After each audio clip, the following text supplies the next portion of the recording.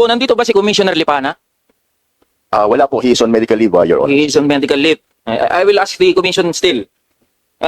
Definitely, meron naman ho kayong impormasyon eh. Totoo ba na yung asawa ni Commissioner Lipana ay ang President and General Manager ng Olympus Mining and Builders Group na nakapag-secure ng 200 million peso worth ng DPWH flood control project? Thank you for the question, Your Honor. Actually po, based on media reports, yun po ang amin yung nag-gather. Based on Media reports. media reports? Yes. Kayo po, as commission. Lumalabas po na, yun nga po, ganun po. So totoo na asawa, President and General Manager. So na-award yung mga yan while Commissioner ng Commission on Audit, itong si Commissioner Lipana.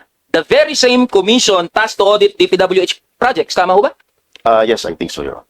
So, tama po ba na may paglabag yan sa batas natin, RA 6713, Code of Conduct and Ethical Standards, na pinoprohibit ang mga opisyal natin na magkaroon ng financial or material interest in transactions that fall under the office's jurisdiction?